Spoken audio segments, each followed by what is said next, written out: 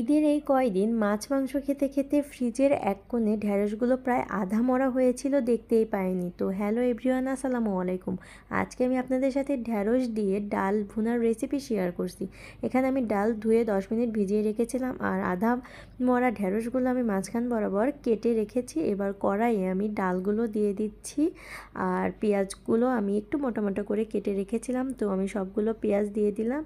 আর মরিচগুলো আমি হাফ করে ফালা করে রেখেছি, তো মরিচও দিয়ে দিলাম, কাঁচামরিচ।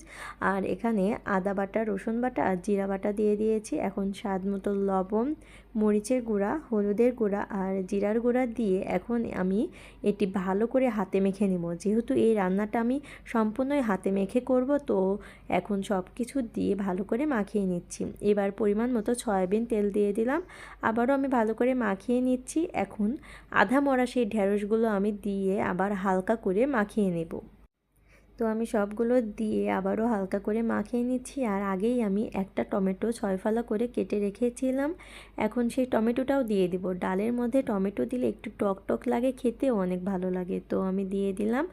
এখন আমি পরিমাণ মতো পানিটা দিয়ে দিব, হাত ধোয়া পানি সহ আমি পরিমাণ মতো পানি দিয়ে দিলাম, যাতে ডাল এবং ঢ্যাঁড়সগুলো ডুবে থাকে সে অনুযায়ী। তো এবার ঢাকনা দিয়ে ঢেকে চুলায় দিয়ে দিলাম। 15 মিনিট আমি এই চুলায় আস্তে জাল দিয়ে রেখে দেব, আর মাঝে মাঝে ঢাকনাটা খুলে নেড়ে দিচ্ছি। তো আমার সব কিছু প্রায় সিদ্ধ হয়ে এসেছে। আর এখন আমি এই রান্নার মেইন জিনিসটা পাশের চুলায় করে নেব। তো পাশের চুলায় আমি একটা ফ্রাই প্যান দিয়ে এখানে পরিমাণ মতো তেল দিয়ে দিলাম। এবার এখানে বেশি করে রসুন আর একটা পেঁয়াজ চিকন করে কেটে দিয়ে দিলাম তেলে। তো এগুলো এখন ভালো করে ভেজে নেব।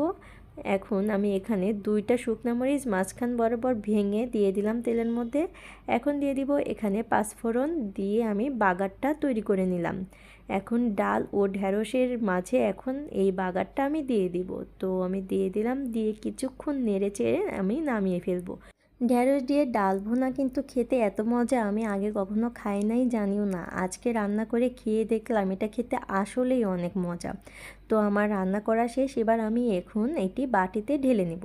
দেখেই কি লোভনীয় লাগছে দেখুন। তো আমি লোভ সামলাতে না পেরে কয়েকটা ভাত নিয়ে আমি খাওয়া শুরু করে দিয়েছি। তো আমার এই ভিডিওটি যদি আপনাদের ভালো লেগে থাকে তাহলে ভিডিওটিতে একটি লাইক দিবেন। ভালো থাকবেন সবাই। আর আমার এই পেজটিতে এখনও যারা ফলো করেন নাই, ফলো করে দিবেন। আল্লাহ হাফেজ।